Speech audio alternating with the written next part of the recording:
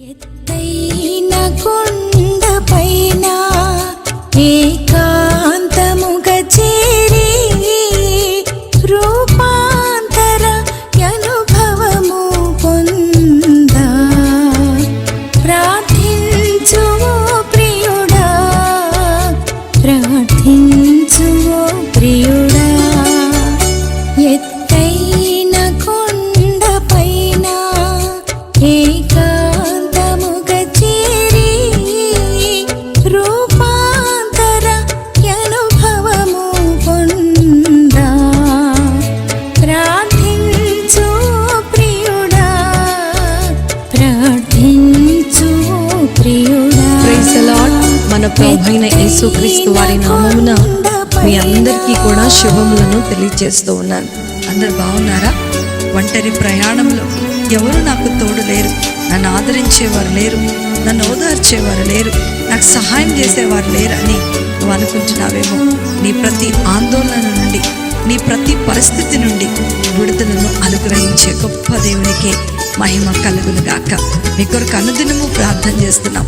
మీ జీవితాలలో ప్రభు సంతోష సమృద్ధిని ఆయన అనుగ్రహించును గాక. ఇంకా ఆలస్యం చేయకోకుండా ప్రార్థనతో మన హృదయాలను సిద్ధపరచుకుంటూ ఉందాం. మమ్మలను మిక్కిలిగా ప్రేమించిన మా ప్రియ పరలోకపు తండ్రి, మీ ఘనమైన నామమును బట్టి మీకు వందనాలు. ఇలా ప్రతి వారము కూడా అద్భుతమైనటువంటి నీ మాటలను ధ్యానం చేసుకోవడానికి మీరు మాకు కృపనిచ్చారు. ఇది కేవలము మీరు మాకు అందిస్తున్నటువంటి వాక్కు. మీకే మహిమ కలుగును గాక. తండ్రి, ఈ వారము మేము ధ్యానం చేసుకోబోతున్నటువంటి అంశంలో ఉన్న ప్రతి మర్మాలను మీరు మాకు బోధించి అందులో ఉన్నటువంటి మాధుర్యాన్ని మాకు తెలిసేటట్లుగా మీరు చేయమని నజరేయుడైన యేసుక్రీస్తుని శక్తి కలిగిన నామములో అతి వినయముతో అడిగి వేడుకొంచున్నాను తండ్రి, ఆమేన్. నా ప్రియమైనటువంటి దేవుని బిడ్డలారా, అందరం కూడా అపోస్తుల కార్యములు 12వ అధ్యాయము 1 నుండి 7 వచనాల వరకు ఉన్నటువంటి దేవుని వాక్యాన్ని చదువుకుందాం. దాదాపు అదే కాలమందు రాజైన హేరోదు సంఘపు వారితో కొందరిని బాధపెట్టుటకు బలాత్కారముగా పట్టుకొని యోహాను సహోదరుడైన యాకోబును ఖడ్గముతో చంపించెను. ఇది యూదులకు ఇష్టమైన కార్యమని తెలుసుకొని పేతురును కూడా పట్టుకొనెను. ఆ దినములు పులియని రొట్టెల పండుగ దినములు. అతన్ని పట్టుకొని చెరసాలలో వేయించి పస్కా పండుగ అయిన పిమ్మట ప్రజల యొద్దకు అతన్ని తేవలనని ఉద్దేశించి అతనికి కావలి ఉండుటకును 4 చతుష్టములను సైన్యములకు అతన్ని అప్పగించెను. పేతురు చెరసాలలో ఉంచబడెను. సంఘమైతే అతని కొరకు అత్యాసక్తితో దేవునికి ప్రార్థన చేయుచుండెను. హేరోదు అతనిని వెలుపలికి తీసుకొని రావాలనని ఉండగా ఆ రాత్రియే పేతురు 2 సంకెళ్లతో బంధించబడి 2 సైనికుల మధ్య నిద్రించుచుండెను. మరియు కావలి వారు తలుపు యొద్ద చెరసాల యొద్ద కాచుకొనుచుండిరి. ఇదిగో ప్రభు దూత అతని యొద్దకు వచ్చి నిలిచెను. అతడిండిన గదిలో వెలుగు ప్రకాశించెను. దూత పేతురు ప్రక్కన తట్టి త్వరగా లేమని చెప్పి అతన్ని లేపగా సంకెళ్ళు అతని చేతుల నుండి ఊడిపోయాను. హల్లెలూయా. నా ప్రియమైనటువంటి దేవుని బిడ్డలారా, ఎంత అద్భుతమైనటువంటి మాటలు ఈరోజు మనం ఇక్కడ చూస్తూ ఉన్నాం. మన యొక్క అనుదిన జీవితంలో మనం ఎన్నో సమస్యలు ఎదుర్కొంటూ ఉంటాం. ఎన్నో పరిష్కారం అయ్యేవి, కొన్ని పరిష్కారము కానటువంటి సమస్యలు మనము రోజు ఎదుర్కొంటూనే ఉంటాం.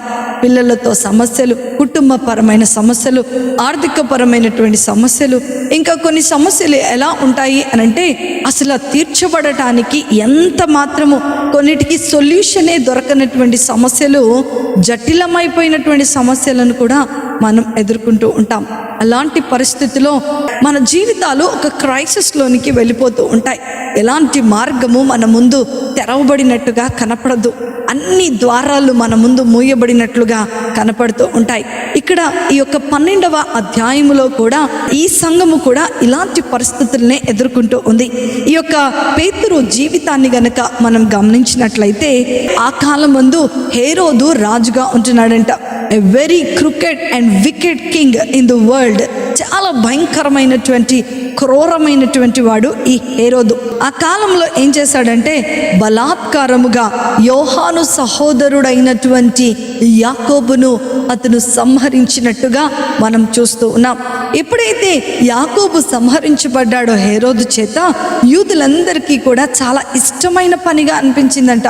ఈ హేరోదు ఎలాంటి వాడు అంటే, వాడికి లాభం కలుగుతుంది అనంటే ఎవరిని చంపటానికైనా, ఎవరిని దోసేయటానికైనా, ఎవరిని మరి చెరసాలలో వేయటానికైనా సరే సిద్ధపడేటువంటి క్రూరమైనటువంటి రాజు ఈ యొక్క హేరోదు. అతను యాకోబును చంపినప్పుడు ఇది యూదులకు ఇష్టమైన కార్యమని తెలుసుకొని ఈ యొక్క ఒక శిష్యుని పట్టుకొని చంపేస్తేనే ఆ యొక్క చర్చ్లో ఉన్నటువంటి ఈ 12 మంది శిష్యులలో ఉన్నటువంటి ఒక టీం మెంబర్ని చంపేస్తేనే యూదులు ఇంత హ్యాపీగా ఫీల్ అయిపోతున్నారు. కాబట్టి నేను ఒకవేళ ఈ టీంకి హెడ్గా ఉన్నటువంటి పేతుర్ని పట్టుకుంటే ఇంకెంత లాభమో, ఓట్లన్నీ నాకే పడతాయి, ప్రజలందరూ నాకే మగ్గు చూపిస్తూ ఉంటారు, నాకు తలవొగ్గి ఉంటారు, so I have so much of benefit అని అనుకుని పేతురును పట్టుకొని చెరసాలలో వేసినట్లుగా మనం అక్కడ చూస్తూ ఉన్నాం. సంఘం యొక్క లీడర్ని పట్టుకుంటే ఆ సంఘమే అక్కడ లేకుండా పోతుంది అన్నది సాతాను గాడి యొక్క ముఖ్యమైనటువంటి ఉద్దేశం. అయితే ఆ సాతాను హేరోదులో నుండి ఏం చేస్తాడండి, ఆ సంఘానికి లీడర్గా ఉన్నటువంటి పేతురును మరి పట్టుకున్నాడు. సంఘం అంతా కూడా ఘోరమైనటువంటి సంక్షోభంలోనికి వెళ్ళిపోయింది. ఎందుకంటే పేతురు విడిపించబడతాడన్నటువంటి నమ్మకం వారికి లేదు. ఎవరి దగ్గరకైనా వెళ్ళి రికమెండేషన్ చేపిద్దాము అనంటే అసలు పేతుర్ని పట్టుకుంది రాజు మాత్రమే. రాజు దగ్గరికి వెళ్ళి బ్రతిమలాడుకొని, అయ్యా వాళ్ళు పట్టుకున్నారు, కొంచెం విడిచిపెట్టండి అని రాజు దగ్గరికి వెళ్ళి బ్రతిమలాడే పరిస్థితి కూడా ఆ రోజు ఉన్నటువంటి సంఘానికి లేదు. ఆ సంఘానికి ఉన్నటువంటి దారులన్నీ కూడా మూసుకుపోయినాయి. పేతురుకి ఉండవలసినటువంటి దారులు అన్నీ కూడా మూసుకుపోయినాయి. ఇంకా మరణము తప్పితే పేతురును ఎవ్వరు కూడా తప్పించలేనటువంటి మార్గము అక్కడ మనము చూస్తూ ఉన్నాం. నా ప్రియమైనటువంటి దేవుని బిడ్డలారా, నేటి దినములలో కూడా ఎలాంటి పరిస్థితులు మన జీవితంలో ఎదుర్కొంటూనే ఉంటాం. చాలా భయంకరమైనటువంటి క్రైసిస్లోనికి మనం వెళ్ళిపోతూ ఉంటాం. ఎటు వెళ్ళాలో తెలియదు, ఎవరిని ఆశ్రయించాలో తెలియదు. ఏ ద్వారము చూసినా సరే మన ద్వారాలన్నీ కూడా మూయబడి ఉంటాయి అని మనం ఇక్కడ చూస్తూ ఉన్నాం. ఈ యొక్క ఆది అపోస్తుల సంఘం ఎదుర్కొన్నటువంటి పరిస్థితినే, ఈ సంఘము ఎదుర్కొన్నటువంటి పరిస్థితినే నేటి దినములలో అనేక మంది విశ్వాసులు, అనేకమైనటువంటి సంఘాలు ఎదుర్కొంటూ ఉన్నాయి. కానీ ఈ సంఘము ఎలా శ్రమకు నిలబడింది, ఈ సంఘము ఎలా వారి ప్రార్థనకు జవాబును తెచ్చుకుంది, ఈ సంఘము ద్వారా దేవుడు మనకి ఏమి నేర్పించాలనుకుంటున్నాడో కొన్ని ప్రాముఖ్యమైనటువంటి శ్రేష్టమైనటువంటి విషయాలు ఈరోజు పరిశుద్ధాత్మ దేవుడు నీతో నాతో మాట్లాడాలని ఆయన ఆశపడుతూ ఉన్నాడు. నీ ప్రాబ్లం ఏదైనా సరే, అది కుటుంబపరమైనదైనా, అది ఆర్థికపరమైనదైనా, అది బిడ్డలతో కూడినదైనా సరే, అది ఎలాంటి పరిస్థితి అయినా సరే, మూయబడిన ప్రతి ద్వారము నీ కొరకు తెరవబడుతుంది అన్నటువంటి సంగతిని ప్రభు ఈరోజు నీకు జ్ఞాపకం చేస్తున్నాడు. ఈ సంఘము కూడా ప్రార్థన చేస్తున్నప్పుడు ఏమైపోయిందంటండి, దేవుడు ద్వారము తెరిచి పేతురుని చెరసాలలో నుంచి బయటకు తీసుకొని వచ్చాడు. పేతురు చెరసాలలో నుంచి బయటకు రావటానికి ఈ సంఘం ఏం చేసిందో మనము కూడా మనం ఎదుర్కొంటున్నటువంటి ఆ యొక్క సంక్షోభంలో నుండి, ఆ యొక్క క్రైసిస్లో నుండి బయటకు రావటానికి ఏం చేయాలో ఈరోజు ఈ సంఘం ద్వారా మనం నేర్చుకోవాలని పరిశుద్ధాత్మ దేవుడు మరి ప్రేరేపణ కలుగ చేస్తున్నాడు.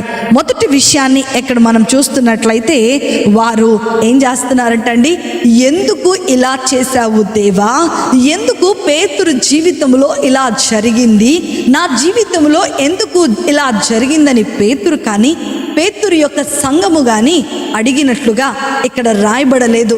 మొదటి విషయము మనం ఏం చేయాలో తెలుసా, when we are in crisis we have to obey to the will of the God. దేవుని యొక్క చిత్తమునకు మనము తల ఒగ్గే వారముగా ఉండాలి. దేవుడు ఎందుకు ఈ శ్రమను నీ జీవితంలో అనుమతించాడో, దేవుడు ఎందుకు ఈ శ్రమను నీ జీవితంలో నీవు అనుభవించాలని కోరుకుంటున్నాడో, ఆయన చిత్తమునకు లోబడే వారముగా మనము ఉండాలి. చాలాసార్లు మనం అనుకుంటూ ఉంటాం, ఎందుకు ఇలా జరిగింది, ఎందుకు ఇలా జరిగింది. నా తల్లికి హార్ట్ ఆపరేషన్ జరిగింది. హార్ట్ ఆపరేషన్ జరిగినప్పుడు చాలామంది దైవజనులేంటి, బయట వాళ్ళేంటి, సంఘం వాళ్ళేంటి, ఎందుకు ఇలా జరిగింది, ఆమె చాలా ప్రార్థనా పర్రాలు కదా, ఆమె చాలా భక్తి పర్రాలు, ఆమె గొప్ప సేవ చేస్తుంది అని అనేక రకములుగా మాట్లాడుతూ వచ్చారు. నా ప్రియమైన దేవుని బిడ్డ, మనం ఎదుర్కొంటున్నటువంటి క్రైసిస్లో, మనం ఎదుర్కొంటున్నటువంటి ఈ సంక్షోభంలో మనం కూడా ఇలాగే మాట్లాడుతూ ఉంటాం.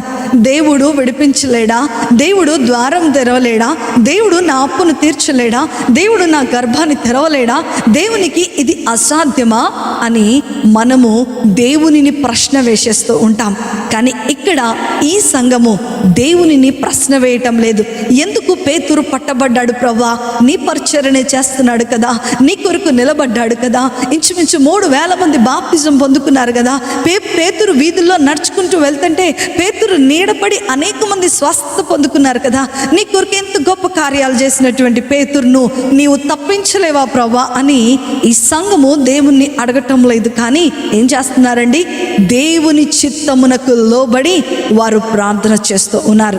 మొదటి విషయము ఈ సంఘం ద్వారా మనం నేర్చుకోవాల్సినటువంటి గొప్ప విషయం ఏంటి అనంటే, నీవు ఈ యొక్క క్రైసిస్ని ఎదుర్కొంటున్నప్పుడు, నీవు ఈ సంక్షోభమును ఎదుర్కొంటున్నప్పుడు, నీవు నీ ప్రార్థనకు జవాబు రావటం లేదని విసిగిపోయినప్పుడు ఏం చేయాలో తెలుసా, నీవు శ్రమ ఎదుర్కొంటున్నప్పుడు దేవుని చిత్తమునకు మాత్రమే లోబడి ఉండాలని దేవుని యొక్క వాక్యము సెలవిస్తూ ఉంది. యేసు ప్రభువారు ఈ భూమి మీద జీవించినంత కాలము మనందరికీ కూడా ఆయన ఒక రోల్ మోడల్గా ఉంటూ ఉన్నారు.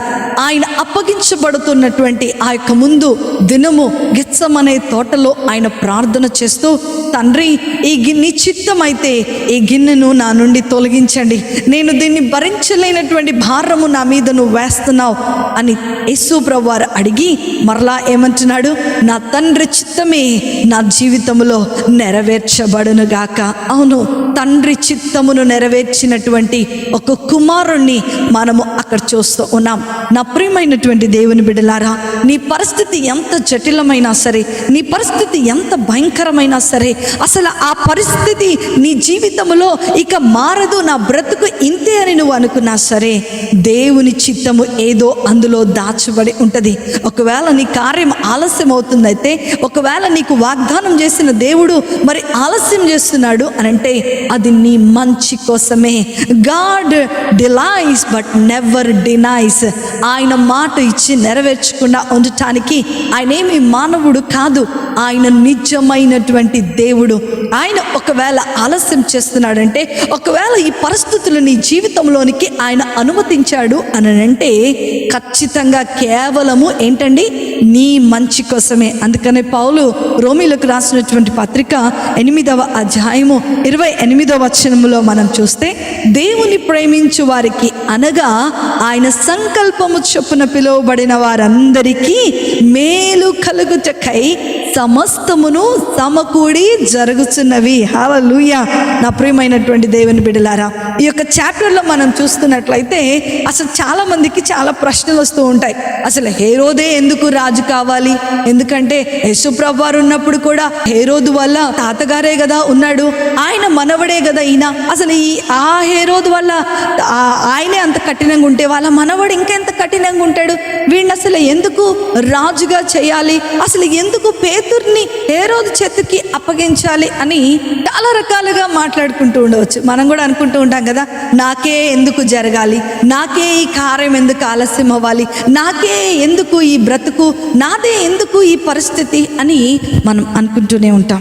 కానీ నా ప్రియమైన దేవుని బిడ్డ, ఈ సంఘమైతే ఎందుకు పేతుర్ని దేవా నీవు హేరోదుకు అప్పగించావని వాళ్ళు అడగటం లేదు. కానీ వారేం చేస్తున్నారండి, సంఘమంతా కూడుకొని పేతురు కొరకు ప్రార్థన చేస్తున్నారు. దేవుని చిత్తమునకు లోబడి ఉండాలి. దేవుని చిత్తము, దేవుని ఆలోచన నీ మంచి కోసమే. నీ కార్యం ఆలస్యం అవుతుందా, నీ మంచి కోసమే. ఒకవేళ నీవు ఏదన్నా నష్టపోతున్నావా, నీ మంచి కోసమే. అందులో నీకేదో కీడు దాగి ఉంది. ఒకవేళ దేవుడు నీ కార్యము, నీ ప్రార్థనకు జవాబు ఇవ్వటం లేదు, చాలా సంవత్సరాలుగా ఎదురు చూస్తున్నాను అనుకుంటున్నావా? అది నీ మంచి కోసమే. ఎందుకో తెలుసా? సమస్తము నీ కొరకు సమకూర్చి జరిగించబో గొప్ప దేవుణ్ణి మనము కలిగి ఉన్నాం. ఈరోజు నీ వాగ్దానం ఆలస్యం అవుతుందేమో, ఈరోజు నీ జీవితంలో దేవుడు చేసినటువంటి ఆశీర్వాదము, నీవు అడుగుతున్నటువంటి సమస్య నీ కొరకు ఆలస్యం అవుతుందేమో, బట్ దేవుడు ఎప్పుడు కూడా కాదని చెప్పడు. ఆయన నిన్ను దీవించటానికి నిశ్చయముగా ఆయన సిద్ధంగా ఉన్నాడు. నా ప్రియమైనటువంటి దేవుని బిడ్డలారా, ఇప్పుడు వరకు ఎందుకు నా జీవితంలో నా ప్రార్థనకు సమాధానం రాలేదని, ఎందుకు నా ప్రార్థన ఆన్సర్ చేయబడలేదని, లేక ఎందుకు నేను ఈ సఫరింగ్ నా జీవితంలో ఉండాలని నీవు అనుకుంటున్నట్లయితే దేవుడు నీతో ఒక మాట మాట్లాడుతున్నాడు. నా చిత్తమునకు తల ఒగ్గిన ఎడల నేను నీ జీవితంలో అద్భుతమును జరిగించబోతున్నాను. దేవుని ప్రశ్నించే హక్కు కానీ, దేవుణ్ణి ఎందుకు అని క్వశ్చన్ చేసేటువంటి అధికారము కానీ మానవులమైన మనకు లేదు. దేవుడు మన జీవితంలో ఏది అనుమతిస్తే దానికి తల ఒగ్గి మనము విశ్వాసములో ముందుకు కొనసాగటమే ఈ సంఘము నుండి దేవుడు మనకు నేర్పిస్తున్నటువంటి మొదటి పాఠము. రెండో విషయాన్ని గనక ఈ సంఘమును మనం చూస్తున్నట్లయితే వారేం చేస్తున్నారంటండి, అందరూ కూడా మరి సంఘమంతటా కూడా అత్యాశక్తితో పేతురు కొరకు కలిసి ప్రార్థన చేస్తూ ఉన్నారు. హల్లెలూయా! ఎంత గొప్ప విషయం. ఎప్పుడైతే మనము ఒక క్రైసిస్ని ఎదుర్కొంటూ ఉంటామో మనం ఏం చేయాలో తెలుసా? సహవాసముగా కూడుకొని, అత్యాశక్తితో మనము సహవాసంగా కూడుకొని, ఏకాత్మతో ఏక మనస్సుతో దేవునికి ప్రార్థన చేసే వారముగా మనము ఉండాలని ఈ సంఘము ద్వారా దేవుడు మనతో మాట్లాడుతూ ఉన్నాడు. మనము క్రైసిస్లో ఉన్నప్పుడు దేవుని ప్రజలైనటువంటి విశ్వాసులందరితో కూడా చేరి మనం ఏం చేయాలంటండి, ప్రార్థన చేసే వారముగా ఉండాలి. ఎంత గొప్ప విషయము. చాలాసార్లు మనము ఈ క్రైసిస్ని ఎదుర్కొంటున్నప్పుడు ఒంటరిగా ఒక్కొక్క దైవజనులకి ఒక్కొక్కరికి ఫోన్లు చేసేసి నా కొరకు ప్రార్థన చేయండి, లేకపోతే నాకు ఈ సమస్య ఉంది సలహా ఇవ్వండి, లేకపోతే నేనేం చేయాలి, నాకు ఇంకా హోప్ లేదు అని మీరు చాలాసార్లుగా మనం అడిగేస్తూ ఉంటాం. కానీ గొప్ప విషయం ఏంటో తెలుసా? ఈ సంఘం ద్వారా మనం నేర్చుకున్న విషయం ఏంటో తెలుసా? పరిశుద్ధులైనటువంటి విశ్వాసుల సహాయమును మనము తీసుకోవాలి. సంఘముగా కూడుకొని ఏదైనా సరే ఏకాగ్రతతో ప్రార్థన చేస్తూ ఉన్నట్లయితే ఆ సంఘములో అద్భుతములు జరుగుతాయి. నీ జీవితంలో అద్భుతము జరుగుతుంది. ఇక్కడ క్రైసిస్ ఎవరి జీవితంలోకి వచ్చిందండి? పేతురు జీవితంలోనికి వచ్చింది. పేతురుకు వచ్చింది కాబట్టి అట్ ద సేమ్ టైం ఈ ప్రాబ్లము సంఘము కూడా ఎదుర్కొంటూ ఉంది. Yes, this crisis came to Peter. నా ప్రియమైన దేవుని బిడ్డలారా, ఎంత గొప్ప విషయము.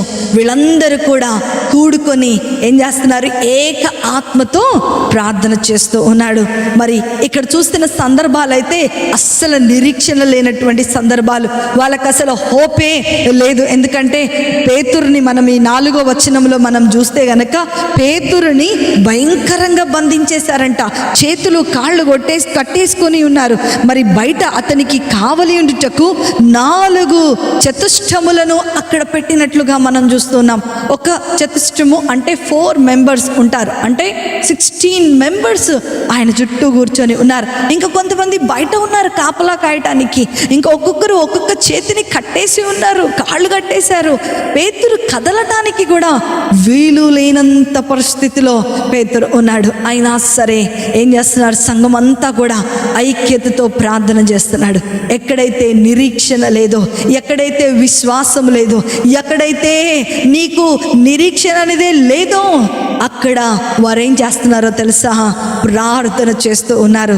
ఈ లోకంలో మరి అన్ని ద్వారాలు పేతురు కొరకు మూయబడి ఉన్నాయి. అన్ని ద్వారాలు పేతురు కొరకు మూయబడి ఉన్నాయి. కానీ ఒక్క ద్వారం మాత్రం ఎప్పుడు కూడా మన ప్రార్థనకు తెరవబడి ఉంటుంది. అదే ఏంటండి? పరలోకములో ఉన్నటువంటి ద్వారము. సంఘమంతా ప్రార్థన చేస్తుంది. ఆ ప్రార్థన ధూపము వలె ప్రభు యొద్దకు చేర్చబడుతూ ఉంది. ఈ లోకంలో అన్ని ద్వారాలు మూయబడే ఉండవచ్చు, కానీ ప్రభు ద్వారము ఎప్పుడు కూడా నీ ప్రార్థనకు మూయబడి ఉండదని దేవుడి రోజు నీతో నాతో మాట్లాడుతూ ఉన్నాడు. నా ప్రియమైనటువంటి సహోదరి సహోదరుడా, మనము ఈ యొక్క సంక్షోభంలో, ఇలాంటి సమస్యలలో, మనం క్రైసిస్లో ఉన్నప్పుడు మన బంధువులు, మన స్నేహితులు, మన రక్త సంబంధికులు అందరూ కూడా మన దగ్గరకు రావటం మరి మానేస్తూ ఉంటారు. మనం మంచిగా ఉన్నప్పుడు అందరూ మనతోనే ఉంటారు. మనం మంచిగా, మన డబ్బు అన్నీ ఉన్నప్పుడు మనతో కలిసి ఎంజాయ్ చేస్తూ ఉంటారు. కానీ అన్నీ కోల్పోయిన తర్వాత వారికి ఫోన్ చేస్తామనుకోండి, ఫోన్ కట్ చేసేస్తూ ఉంటారు. మేము మీ ఇంటికి వస్తున్నామంటే మేము ఉండటం లేదు, పలానా ఊరు వెళ్ళిపోతున్నాం అని చెప్తా ఉంటారు. నా ప్రియమైన సహోదరి సహోదరుడా, ఈరోజు ప్రభు నీతో నాతో మాట్లాడుతున్నాడు. బంధువులు నీ కొరకు ద్వారాలు మూసేసి ఉండొచ్చు, ఒకవేళ స్నేహితులు నీ ఫోన్ కట్ చేస్తుండొచ్చు, నీ సొంత తల్లిదండ్రులే నిన్ను ఆదరించలేనటువంటి పరిస్థితిలో నీవు ఉండి ఉండొచ్చు. అయినా సరే అన్ని ద్వారాలు నీ ముందున్నవన్నీ కూడా మూయబడినా సరే పరలోకపు తండ్రి యొక్క ద్వారము ఎప్పుడు నీ కొరకు తెరవబడే ఉంటుంది. అందుకనే ప్రభు అంటున్నాడు మత్తయి సువార్త 7వ అధ్యాయము 7వ వచనములో ఏమంటున్నాడు? అడుగుడి నీకు ఇవ్వబడును. అడుగు నీకు ఇవ్వబడదు అని ఆయన అనటం లేదు, కానీ అడుగు నేను నీకు ఇస్తాను, వెతుకు నీకు నేను దొరుకుతాను, తట్టు నీకు నేను అది తీయబడుతుంది. అడుగు ప్రతి వాడును పొందుకుంటాడని ఇక్కడ లేఖన భాగంలో మనం చూస్తూ ఉన్నాం. నా ప్రియమైనటువంటి దేవుని బిడ్డలారా, ఈరోజు దేవుని నువ్వు అడుగు, నీ సమస్యలో నువ్వు అడుగు. దేవా తండ్రి, నేను అడుగుతూనే ఉన్నాను ప్రభా అని నువ్వు అనుకుంటున్నావేమో. ఇదిగో నీ కొరుకున్నటువంటి అన్ని ద్వారాలు మూయబడినట్టుగా కనబడుతున్నాయేమో, కానీ ప్రభు చెప్తున్నాడు ఆయన ద్వారము, పరలోకపు ద్వారము నీ కొరకు, నీ ప్రార్థన కొరకు ఎప్పుడు కూడా తెరవబడే ఉంటాయని ఈరోజు దేవుడు ఈ సంఘం ద్వారా మనతో మాట్లాడుతూ ఉన్నాడు. కాబట్టి నా ప్రియమైనటువంటి దేవుని బిడ్డ, విశ్వాసులైన వారందరూ కూడా ఏం చేస్తున్నారండి? ఐక్యతతో ప్రార్థన చేస్తూ ఉన్నారు. నేను ఒక విజ్ఞాపన, నువ్వు ఒక విజ్ఞాపన, కలిసి కూర్చుని చేసేటువంటి ప్రార్థనలో మరి చాలా రకాలు. వీళ్ళు పక్కన వాళ్ళు ప్రార్థన చేస్తూనే ఉంటారు, వీళ్ళ గురించి ప్రార్థన చేసుకుంటూ ఉంటారు, ఇంకొకరి గురించి ప్రార్థన చేసుకుంటూ ఉంటారు. కానీ అలా కాదు. ఈ సంఘం ఏం చేస్తుందో తెలుసా? పరిశుద్ధులైనటువంటి విశ్వాసులందరూ కూడా ఒకటే ప్రార్థన చేస్తున్నారంట. ప్రభువా, ఆ పేతురు గారిని మీరు విడిపించండి, మా ద్వారాలన్నీ మూయబడినాయి, ఇక పేతుర్ని బయటకు తీసుకొచ్చే అయ్యా అతన్ని ఎలాంటి సోర్స్ లేదు ప్రభువా, కానీ నీవే మా సోర్స్, నీవే మా ధైర్యము, నీకు అసాధ్యమైనది ఏదీ లేదు. ఈరోజు నా ప్రియమైనటువంటి సహోదరి సహోదరుడా, దేవుడు నీ జీవితంలో అసాధ్యమైన దానిని సుసాధ్యము చేయబోతున్నాడు. ఇలా నీవు సంఘముతో కలిసి నీ సమస్యను చెప్పుకొని నీవు ప్రార్థించగలిగినట్లయితే ప్రభువు నిన్ను ఒక గొప్ప ఉన్నతమైనటువంటి సమాధానం చేత ఈరోజు ఆయన నిన్ను నింపబోతూ ఉన్నాడు. ఈ మూడో విషయాన్ని గనక మనం ఈ సంఘము నుంచి నేర్చుకున్నట్లయితే, చూడండి, వీరి యొక్క ఫ్రీక్వెన్సీని మనం చూస్తున్నట్లయితే వీరు ప్రార్థన చేయిచూ ఉండెను. హల్లెలూయా. ఏమంటున్నాడండి? ఈ సమస్య ఎప్పుడు స్టార్ట్ అయింది? ఈ 3వ అధ్యాయము చివరిలో మనం చూస్తే ఆ దినములు ఏంటండి? పులియని రొట్టెల పండుగ దినములు అతన్ని పట్టుకొని చెరసాలలో వేయించి పస్కా పండుగ అయిన పిమ్మట ప్రజలందరి యొద్దకు అతన్ని తీసుకొని వచ్చి ఉరి తీయాలని వారు అనుకుంటూ ఉన్నారు. మనం మొదటి విషయాన్ని చూస్తే వారు దేవుని చిత్తానికి లోబడి ఉన్నారు. రెండవది, వారు ఐక్యతతో కూడి ప్రార్థన చేస్తూ ఉన్నారు. మూడవది ఏం చేస్తున్నారంట? వారు సమాధానం వచ్చే వరకు ప్రార్థన చేస్తూనే ఉన్నారు. వారి ప్రార్థనను చేయిచూ ఉండెను. దేవుడు ప్రార్థన ఆలకించలేదని ఆగిపోలేదండి.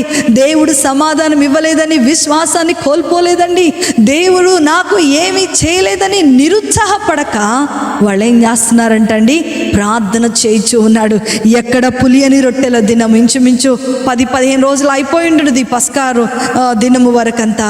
మరి వారు ప్రార్థన చేస్తూనే ఉన్నారు. వాళ్ళు ఎవరి వైపుకు చూడటం లేదు, కానీ హేరోదు వైపుకు చూడటం లేదు, అసాధ్యమైన కార్యం వైపుకు చూడటం లేదు, వారు ఎవరి వైపుకు చూడటం లేదు, కానీ దేవుని వైపుకు మాత్రమే వారు చూస్తూ ప్రార్థన చేస్తూనే ఉన్నారు.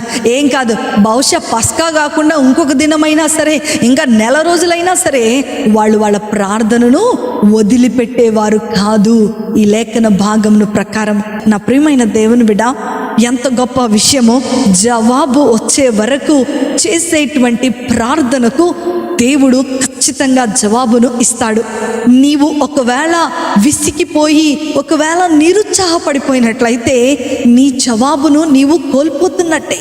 ఈ సంఘము కూడా ఏం చేస్తుందంటండి, నెవర్ నెవర్ నెవర్ వాళ్ళు విశ్వాసాన్ని కోల్పోకుండా పగలు రాత్రి వారు ప్రార్థన చేయిచూ ఉండేను. వారు పేతురుని విడిపించు ప్రభా, పేతురుని విడిపించు ప్రభా, పేతురు విడిపించు ప్రభా అని ప్రార్థన చేస్తున్నారు. అందుకనే దేవుని లేఖనాలు ఏమంటాయంటే, కాలము పరిపూర్ణమైనప్పుడు ఏమైపోతుంటాయండి, అవన్నీ కూడా సమకూడి జరుగును. హల్లెలూయా.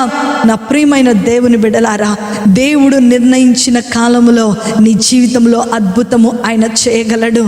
ఏలియా అనేటువంటి దైవజనుడు ఆయన ప్రార్థన చేస్తున్నాడంట వర్షము కొరకు.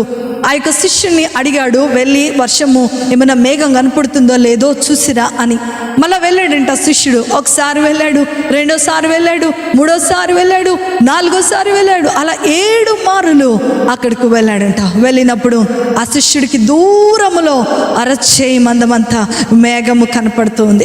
ఇక చెప్పాడంట, అయిపోయింది, ఇక వీరికి వర్షం వచ్చినట్టే, నువ్వు వదిలేసే, ఇంకా దేవుడు గొప్ప కార్యం చేస్తున్నాడు, స్తుతులు చెల్లించండి, దేవునికి స్తోత్రాలు చెల్లించి స్తుతిగానం చేయండి అని ఆయన చెప్తూ ఉన్నాడంట. నా ప్రియమైనటువంటి దేవుని బిడ్డలారా, ఈరోజు వాళ్ళు ఏం చేస్తున్నారో తెలుసా, మన పట్టుదలతో ప్రార్థన చేయిచూ ఉండేను. సమాధానం వచ్చే వరకు కూడా వారి పట్టుదలను వారు విడిచిపెట్టలేదు. మొదట ఆయన చిత్తమునకు లోబడి ఉన్నారు. 2 పరిశుద్ధులైనటువంటి విశ్వాసుల సహవాసముతో ఏకాత్మతో ప్రార్థన చేస్తున్నారు. 3 ఏం చేస్తున్నారండి, మరి వారు ప్రార్థన పట్టుదలతో ప్రార్థన చేస్తూనే ఉన్నారు. ప్రార్థన చేశారు, ప్రార్థన చేస్తారు అని అక్కడ రాయబడలేదు. వారు ప్రార్థించుచూ ఉండెను. నీ సమాధానం వచ్చే వరకు కూడా నీవు పట్టుదలతో ప్రార్థించగలిగినట్లయితే ప్రభువు ఈరోజు నీ జీవితంలో అద్భుతము చేయబోతున్నాడు.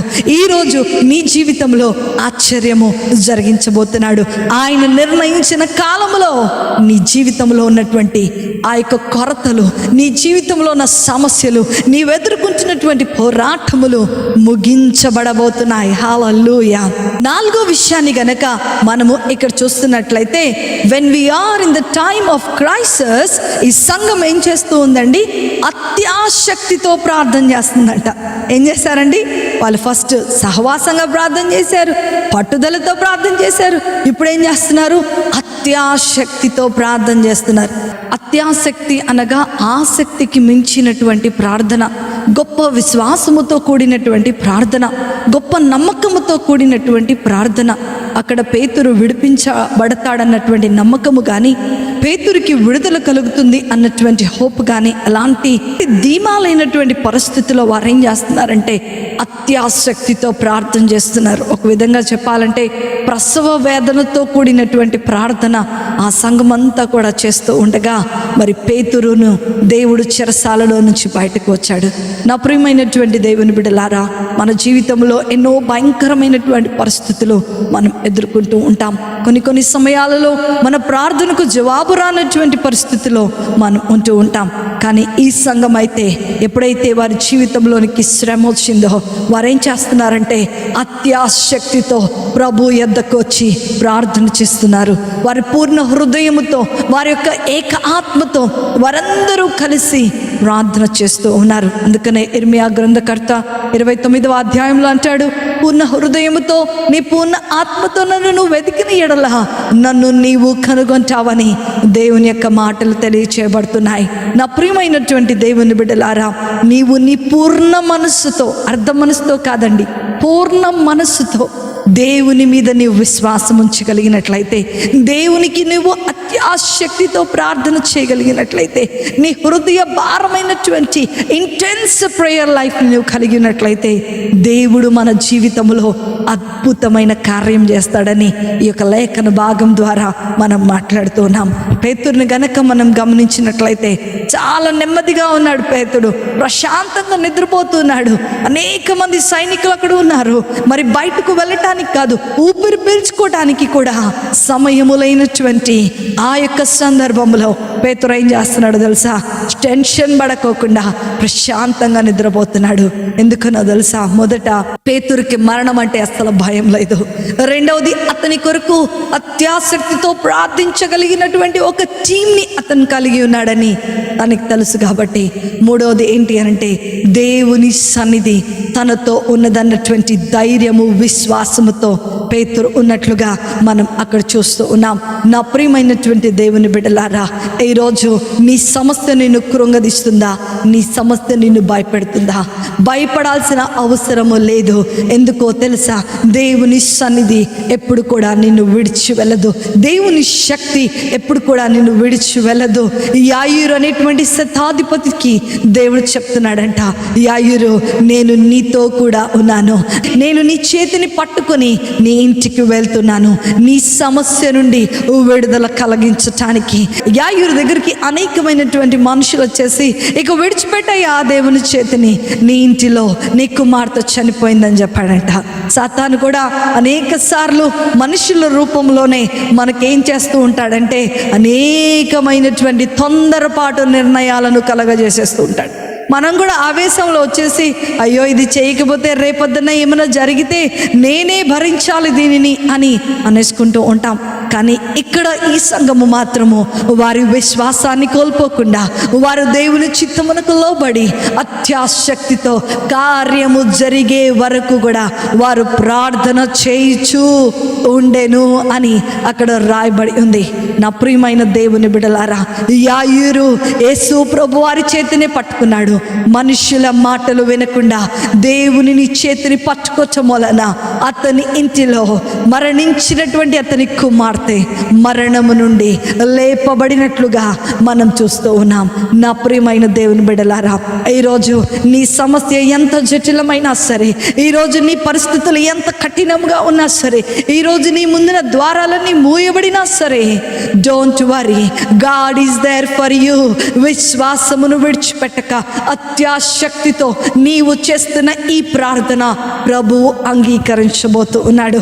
దేవుని దూత దిగొచ్చిందంట. ఎప్పుడొచ్చిందో తెలుసా అండి? రేపటి దినము ఆయనను ఉరి వేస్తారనగా దేవుని దూత దిగి వచ్చింది. ఈ సంఘం ప్రార్థన చేస్తూనే ఉన్నారు. ఎప్పుడో తెలుసా? దేవుడు తన సమయములో కార్యము జరిగే వరకు కూడా వారు ప్రార్థన చేస్తూనే ఉన్నారు. పేతురు విడుదల అయిపోయాడు, అయినా సరే వారు ప్రార్థన చేస్తూనే ఉన్నారు. దేవుడు తన నిర్ణయించిన కాలములో, తను నిర్ణయించిన సమయములో నీ కొరకు దేవుడు ఒక అద్భుతమును ఆయన జరిగించబోతున్నాడు. అవును, ఆయన కాలం వచ్చింది, దేవుని దూత దిగి వచ్చింది. ప్రభు దూత, ఏ Peter come on get up, చక్క హాయిగా నిద్రపోతున్నాడు. పేతురు లే, పేతురు లే అని చెప్పగానే ఎప్పుడైతే దేవుని దూత పరలోకంలోని దిగి వచ్చిందో, భూమి మీద ఉన్న ద్వారాలన్నీ కూడా, మూయబడిన ద్వారాలన్నీ కూడా ఆటోమేటిక్గా తెరవబడ్డాయి. ఆటోమేటిక్గా అన్ని సంఖ్యలు ఊడిపోయినాయి. నా ప్రియమైన దేవుని బిడ్డ, ఫ్రీగా ఆయన పేతురు బయటకు వచ్చినట్లుగా, విడుదల పొందినట్లుగా మనం ఇక్కడ లేఖన భాగంలో మనం చూస్తూ ఉన్నాం. దేవుడు ఆలస్యం చేస్తున్నాడని నువ్వు అనుకోకు. దేవుడు నీ జీవితంలో ఉన్నతమైన కార్యాలను జరిగించటానికి ఆయన సిద్ధపడుతూ ఉన్నాడు. నువ్వు ఎదుర్కొంటున్న పోరాటము నిత్యము ఉంటుందని నువ్వు అనుకోకు.